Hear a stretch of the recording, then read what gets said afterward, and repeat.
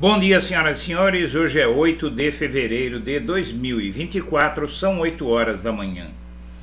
E o Tarcísio de Freitas, que Lula vem tentando trazer para a racionalidade, para uma relação sadia em São Paulo, vai ter que ter limite com essa extrema-direita que ganhou o governo paulista e não se põe para a extrema-direita.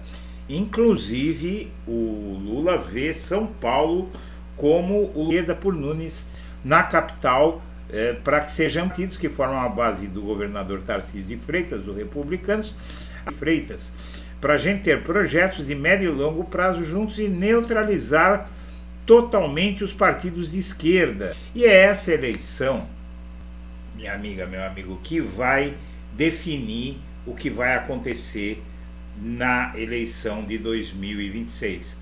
O Lula apostou tudo nessa eleição em São Paulo e ele tem uma estratégia que está até funcionando. Por quê? O Bolsonaro perdeu aqui em São Paulo em 2022 e há uma grande resistência em São Paulo ao Bolsonaro.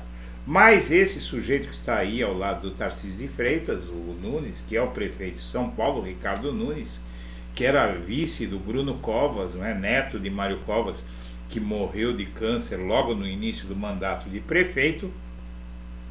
Então esse sujeito aí, que tem muito pouco a ver com a herança de Mário Covas, não é? Um extremista de direita, é alguém inclusive envolvido em denúncias de violência doméstica, figura horrível, está acabando com São Paulo.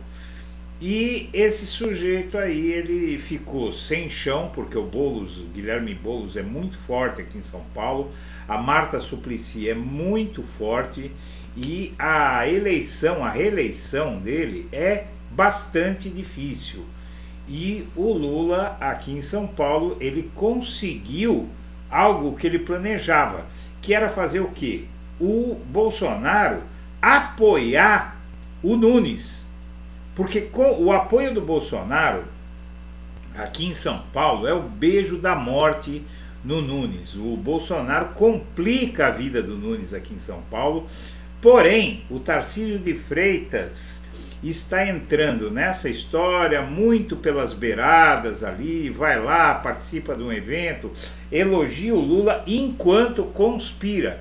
Claro que o presidente Lula é macaco velho, ele não vai se deixar enredar facilmente, mas essa notícia aqui precisa ser muito bem analisada pelo presidente, porque o bom mocismo, não é? A boa intenção do Tarcísio de Freitas vai só até a página 2. Enquanto ele abraça o Lula pela frente, prepara aí um golpe contra a esquerda por trás. O Lula, por outro lado, intensifica a presença no sudeste bolsonarista em ano de eleição. Ele está invadindo a praia dos reacionários. Após agendas em São Paulo e Rio, o Lula vai agora a Belo Horizonte, e o Zema já falou que aceita conversar com o Lula. E aí o Lula vai usar sua famosa tática de sedução, não é? Porque na arca de Lula há lugar para todos, menos para Bolsonaro por hora.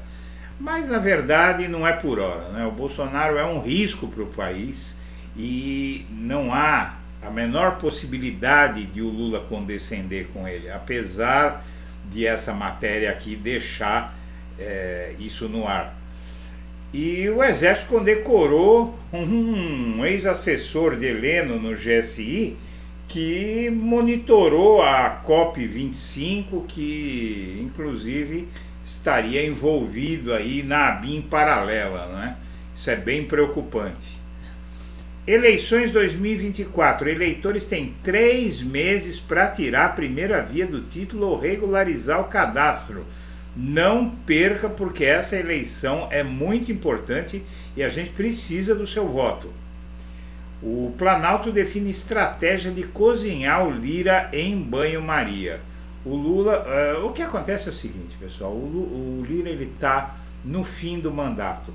Sem a força de presidente da Câmara dos Deputados, o Lira pode ir parar no STF, pode ir parar nas barras da lei. No ano passado, o STF, que está muito alinhado com o Lula, acabou deixando para lá uns processos contra ele, inclusive aquele dos kits de robótica que ele comprou para uma cidadezinha lá em Alagoas que não tem nem computador, as escolas não tem nem telhado, o sujeito gastou milhões em kits de robótica, né? Kits para aprender, para ensinar os garotos que não tem nem teto na escola a programarem robôs.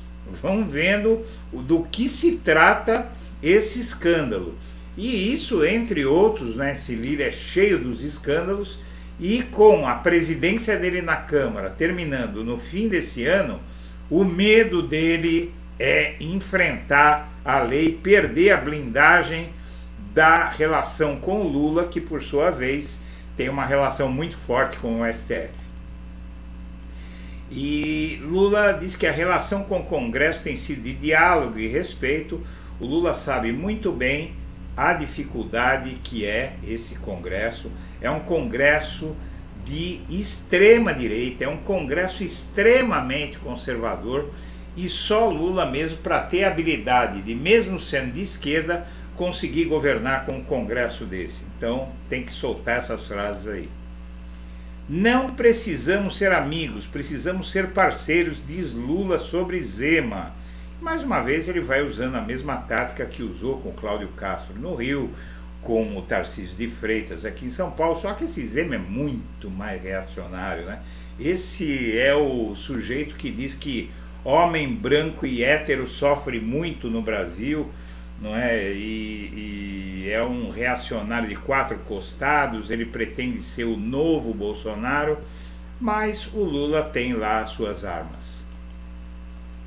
E o STF pode julgar nesta quinta a ação com potencial de anular a eleição de 7 deputados, todos de direita, e um desses deputados é a Silvia Oyampi, do PL, lá do Amapá, que é uma bolsonarista bem importante, inclusive nessa questão fundiária, nessa questão dos indígenas, não é? Então tem a Sonise Barbosa também, tem deputados aqui, todos de direita, com exceção de um aqui que é do PDT, que não sei direito quem é, professora Goretti, mas essa Silvia Oyampi vai ser um grande desfalque para a extrema-direita se o STF tirá-la do Congresso. Venda de carros importados crescem no país e viram ponto de cautela em dados do setor. Veja que até boa notícia vira má notícia no Estadão. Modelos fabricados no exterior cresceram 19% em janeiro, e cresceram porque disparou a venda de carros no país como um todo, não é? E de carros importados também cresceu, está crescendo, a economia brasileira está crescendo. Mas aqui com esse jornal aqui e com outros aí que estão indo pelo mesmo caminho, não vai haver boa notícia que chegue. Como no passado, quando o Lula governou nos primeiros 2 mandatos, as boas notícias da economia sempre davam um jeito de torná-las más notícias. Porém, não funcionou naquela época e não é agora que vai funcionar. Senhoras e senhores, eu agradeço a atenção e deixo o meu abraço para todo mundo.